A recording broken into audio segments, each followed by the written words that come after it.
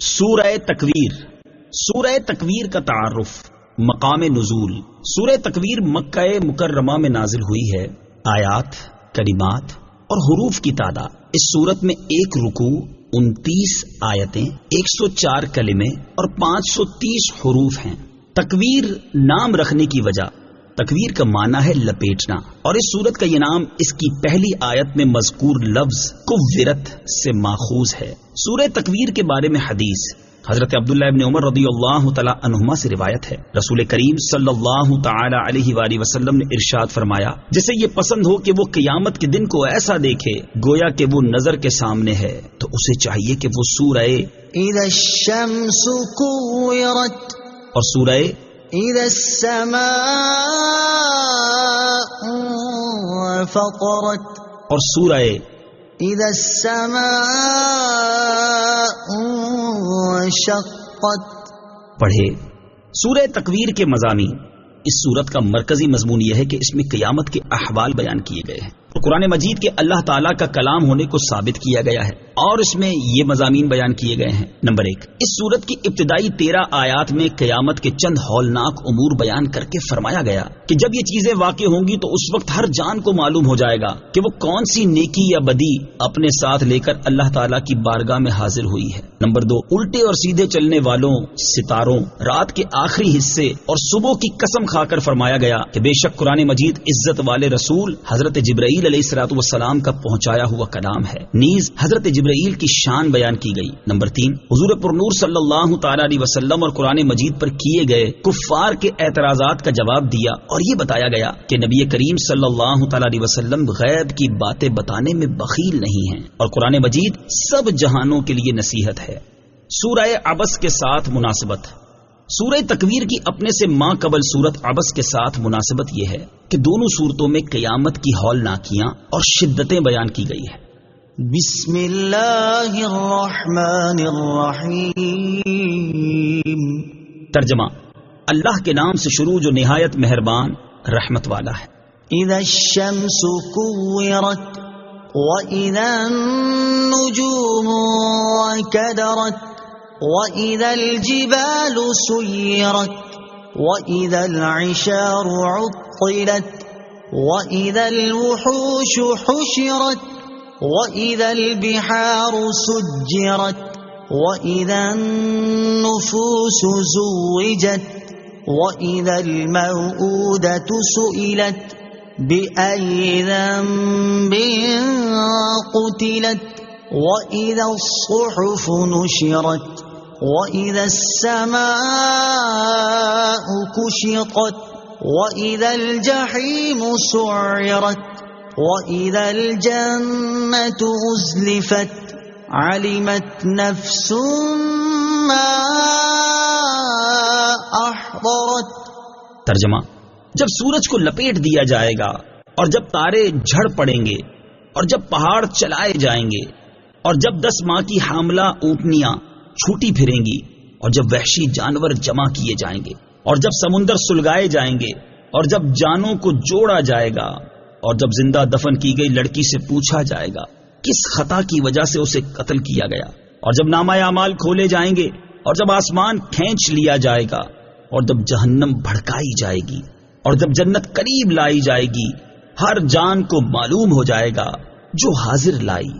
اذا الشمس کورت، جب سورج کو لپیٹ دیا جائے گا.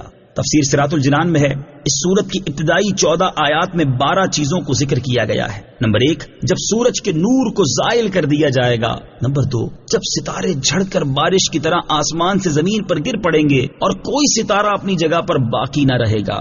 نمبر 3، جب پہاڑ چلائے جائیں گے اور غبار کی طرح ہوا میں اڑتے پھریں گے. نمبر 4، جب وہ اونٹنیاں جن کے حمل کو 10 مہینے گزر چکے ہوں گے اور ان کا دودھ نکالنے کا وقت قریب آ گیا ہوگا، آزاد پھریں گی کہ ان کو نہ کوئی چرانے والا ہوگا اور نہ ان کا کوئی نگران ہوگا. اس دن کی دہشت اور ہولناکی کا یہ عالم ہوگا، اور لوگ اپنے حال میں ایسے مبتلا ہوں گے کہ ان اونٹنیوں کی پرواہ کرنے والا کوئی نہ ہوگا.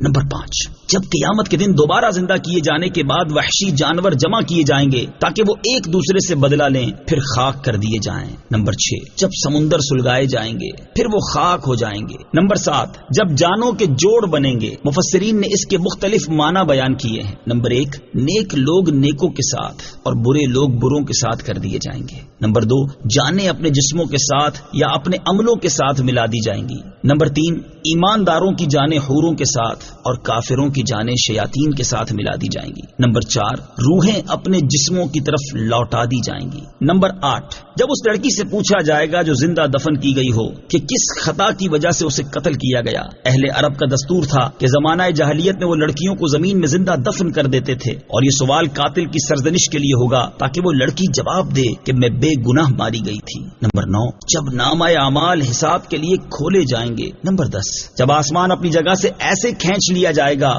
جیسے ذبح کی ہوئی بکری کے جسم سے کھال کھینچ لی جاتی ہے۔ نمبر 11، جب جہنم کو اللہ تعالیٰ کے دشمنوں کے لیے بھڑکایا جائے گا۔ نمبر 12، اور جب جنت کو اللہ تعالیٰ کے پیاروں کے قریب لایا جائے گا۔ اس کے بعد فرمایا کہ جب یہ 12 چیزیں واقع ہوں گی تو اس وقت ہر جان کو معلوم ہو جائے گا کہ وہ کون سی نیکی یا بدی اپنے ساتھ لے کر حاضر ہوئی ہے۔ وَإِذَا الْمَوْءُودَةُ سُئِلَتْ، اور جب زندہ دفن کی گئی لڑکی سے پوچھا جائے گا۔ تفسیر صراط الجنان میں ہے، حضرت عمر فاروق رضی اللہ تعالیٰ عنہ سے اس آیت کے بارے میں پوچھا گیا تو انہوں نے نام لے کر فرمایا۔ ایک صاحب تاجدار رسالت صلی اللہ تعالیٰ علیہ وسلم کی بارگاہ میں حاضر ہوئے اور عرض کی، یا رسول اللہ صلی اللہ تعالیٰ علیہ وسلم، میں نے زمانہ جاہلیت میں اپنی 8 بیٹیوں کو زندہ زمین میں دفن کر دیا تھا، اب میرے لیے کیا حکم ہے؟ نبی کریم علیہ الصلوۃ والسلام نے ارشاد فرمایا، تم ہر بیٹی کی طرف سے غلام آزاد کر دو۔ اس شخص نے دوبارہ عرض کی، یا رسول اللہ صلی اللہ تعالیٰ علیہ وسلم، میرے پاس غلام نہیں ہیں، البتہ میں اونٹوں کا مالک ہوں۔ ارشاد فرمایا، اگر تم چاہو تو ہر بیٹی کے بدلے 1 اونٹ ہدیہ کر دو۔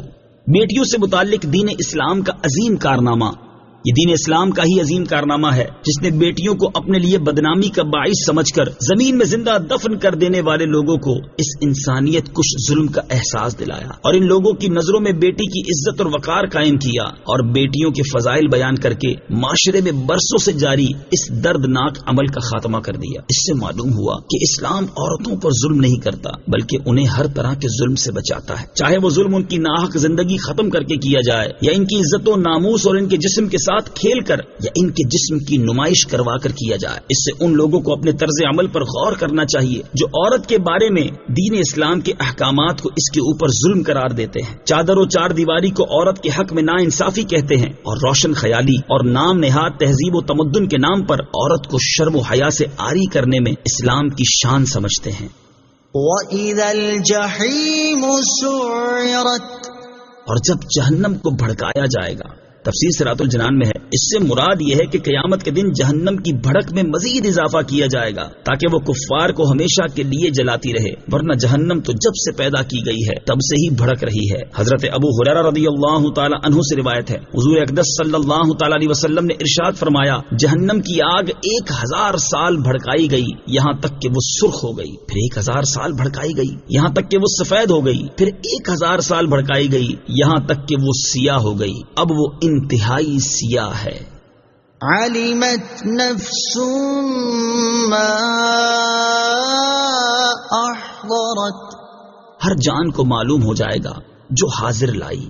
تفسیر صراط الجنان میں ہے، جب لوگوں کو اپنے کیے ہوئے اچھے برے اعمال معلوم ہوں گے تو اس وقت ان کا جو حال ہوگا اس کے بارے میں ایک اور مقام پر ارشاد فرمایا، یوم تجد کل نفس ما عملت من خیر محضرا وما عملت من سوء تود لو ان بینها وبینه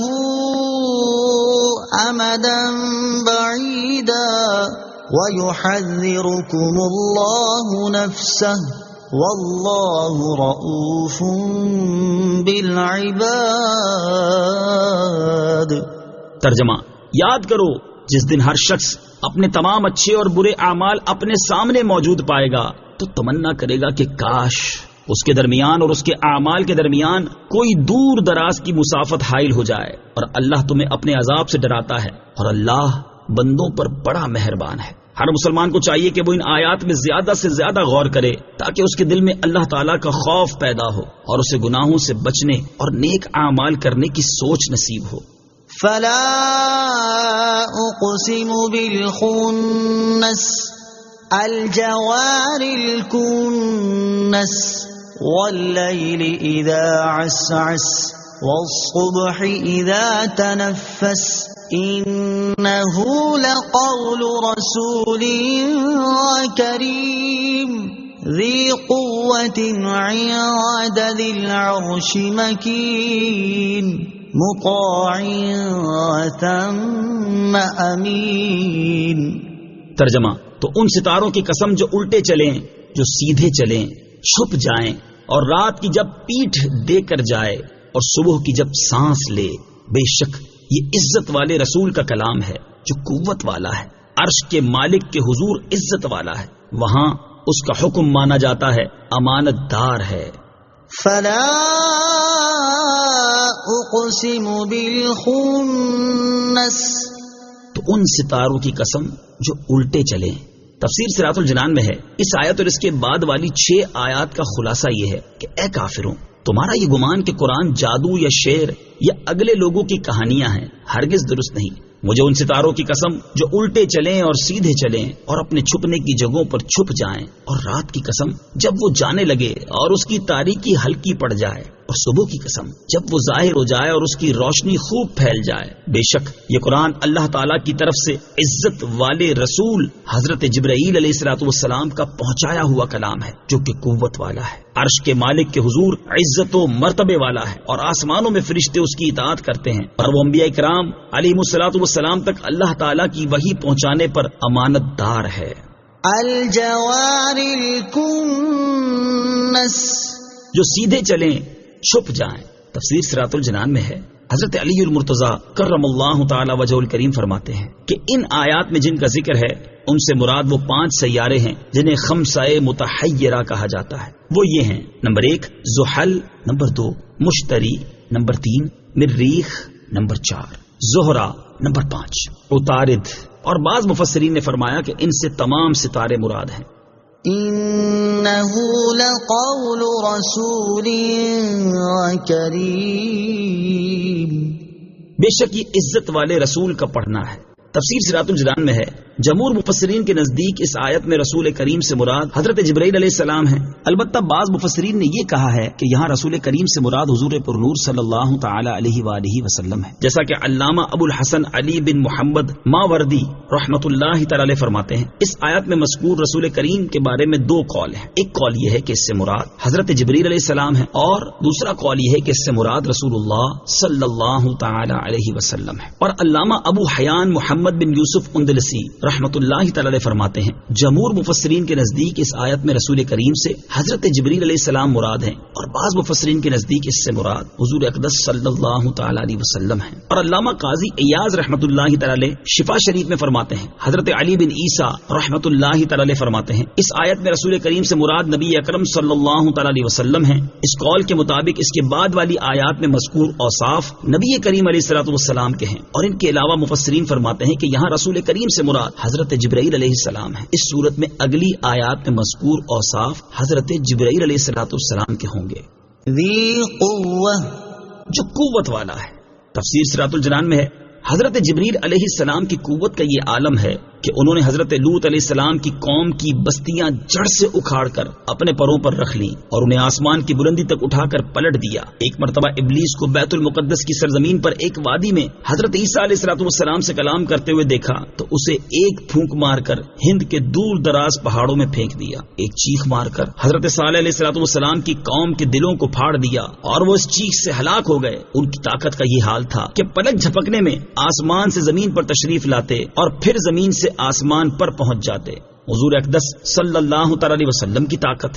اب سرکار دو عالم صلی اللہ تعالی علیہ وسلم کی طاقت اور قوت کی کچھ جھلک ملاحظہ ہو۔ چنانچہ قرآن پاک کے بارے میں اللہ تعالیٰ نے ارشاد فرمایا، لو انزلنا هذا القرآن على جبل لرأيته خاشعا متصدعا من خشية الله۔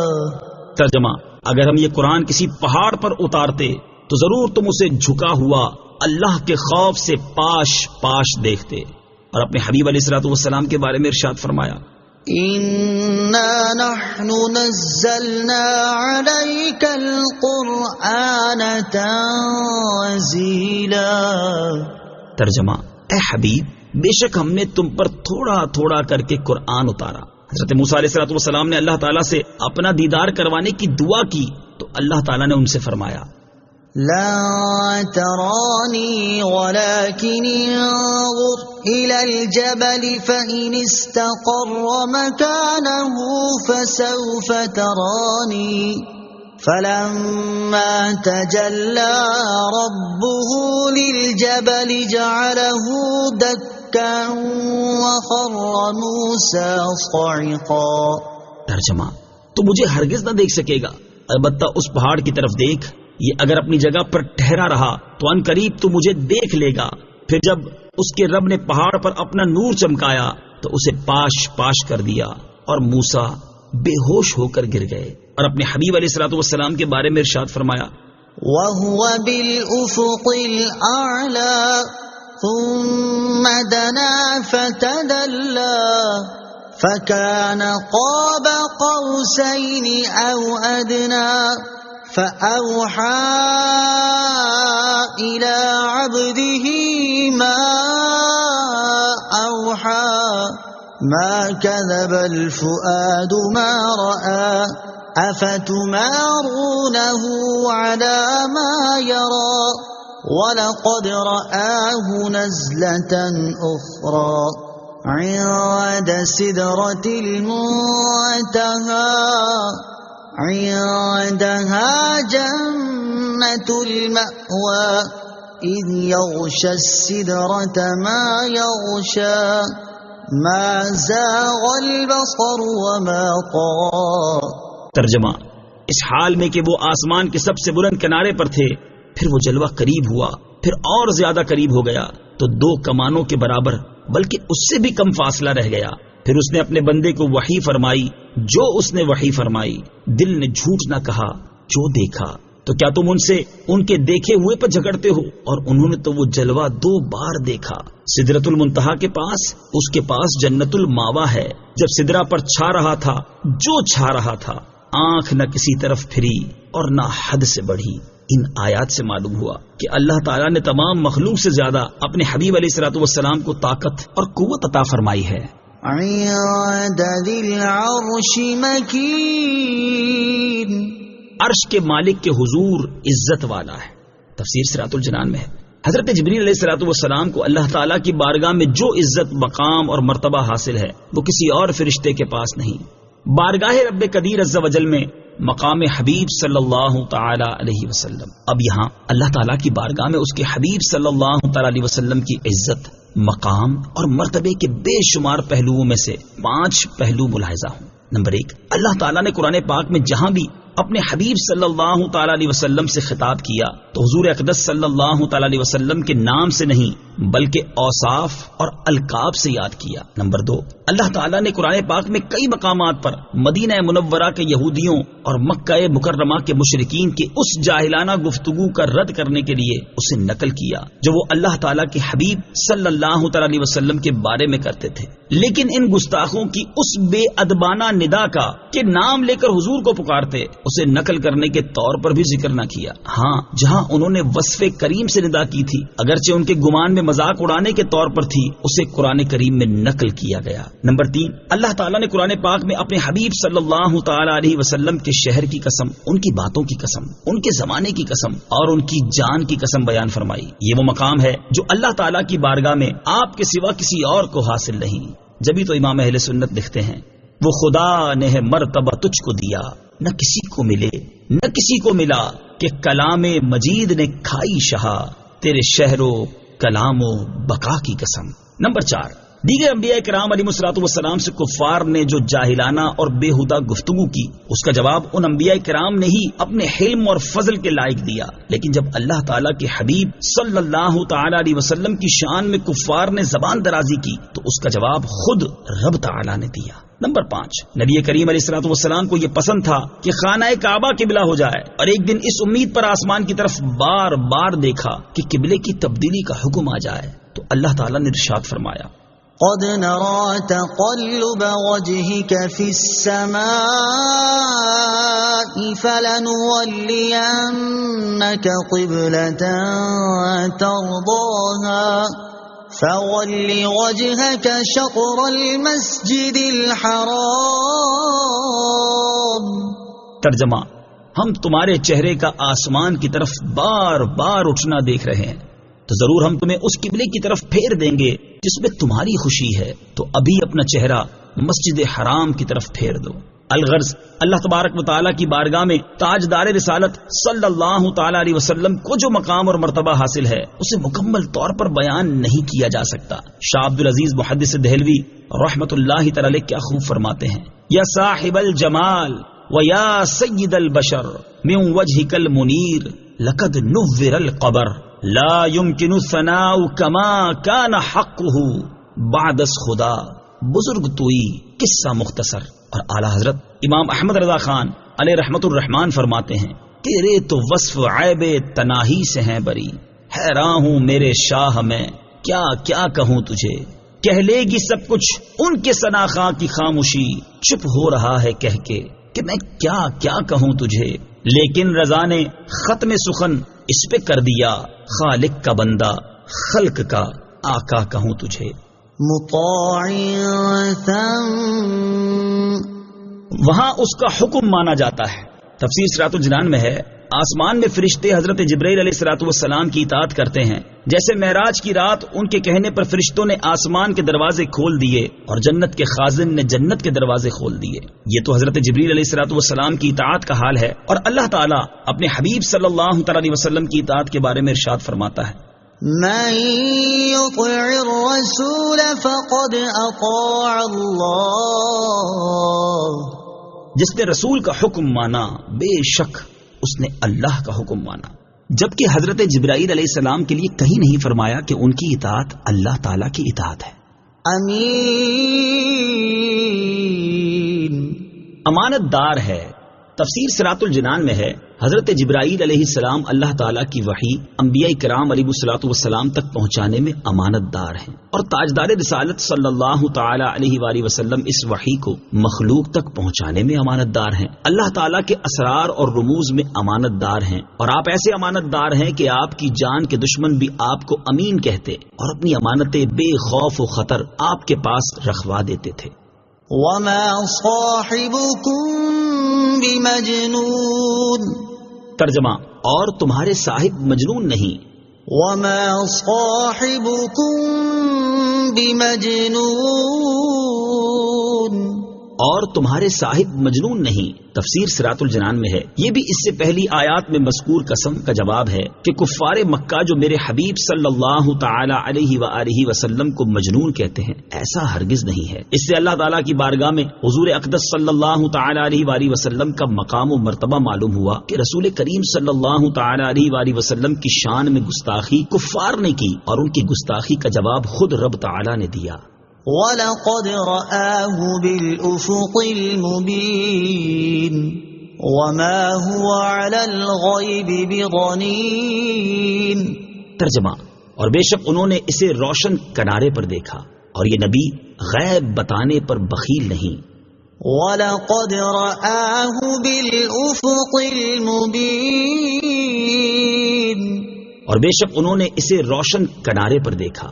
تفسیر صراط الجنان میں ہے، یعنی نبی کریم صلی اللہ تعالی علیہ وآلہ وسلم نے سورج کے طلوع ہونے کی جگہ پر حضرت جبرائیل علیہ السلام کو ان کی اصلی صورت میں دیکھا۔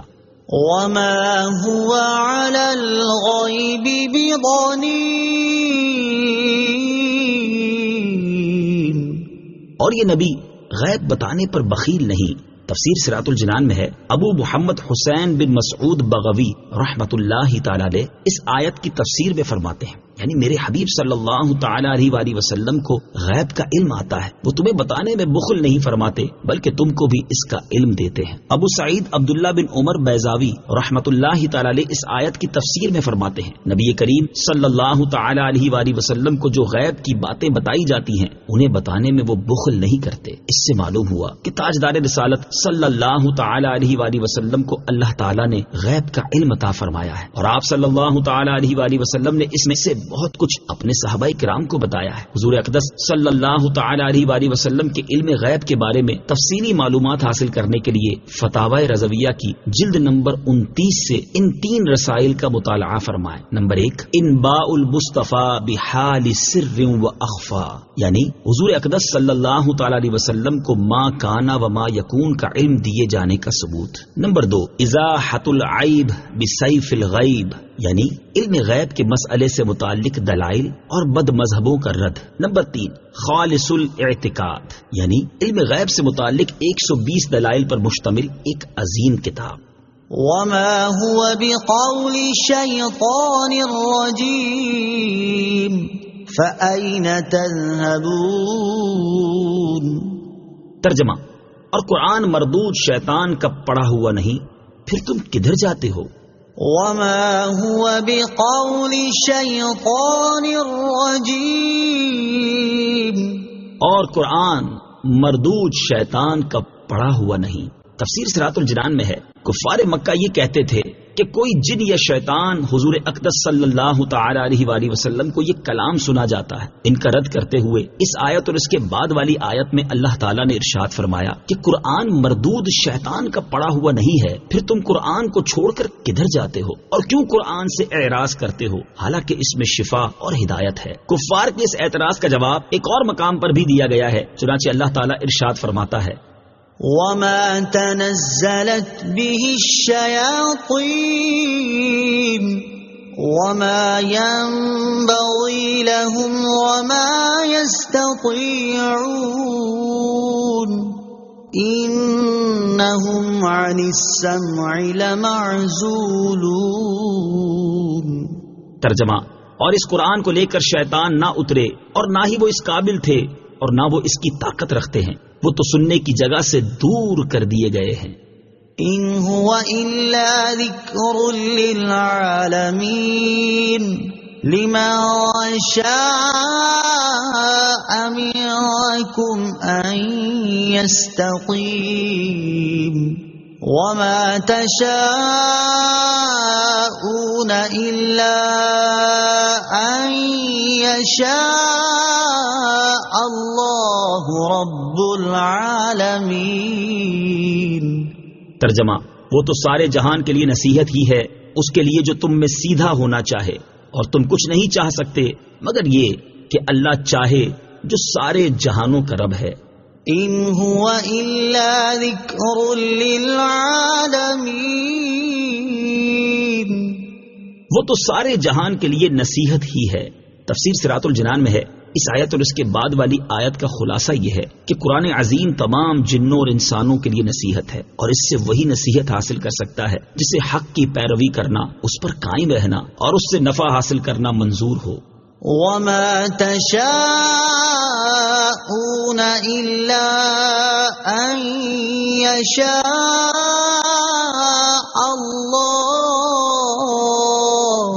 اور تم کچھ نہیں چاہ سکتے مگر یہ کہ اللہ چاہے۔ تفسیر صراط الجنان میں ہے، یعنی تم اللہ تعالیٰ کے چاہے بغیر کچھ چاہ بھی نہیں سکتے، تمہارا ارادہ اور چاہنا اللہ تعالیٰ کے ارادے کے تابع ہے۔ آیت، وما تشاءون الا ان يشاء اللہ سے معلوم ہونے والے مسائل۔ اس آیت سے 4 مسئلے معلوم ہوئے۔ نمبر 1، انسان اپنے اختیاری کام میں مختار ہے۔ نمبر 2، انسان کا اختیار مستقل نہیں بلکہ اللہ تعالیٰ کی مشیت کے تابع ہے۔ نمبر 3، دنیا کا ہر کام اللہ تعالیٰ کی مشیت اور ارادے سے ہے مگر اس کی پسندیدگی سے نہیں۔ نمبر 4، اللہ تعالیٰ بندے کے ہر کام کا ارادہ فرماتا ہے مگر اسے برے کام کی رغبت یا مشورہ نہیں دیتا بلکہ اس سے منع فرماتا ہے۔ برے کاموں کی رغبت ابلیس لعین دیتا ہے۔ صدق اللہ العظیم۔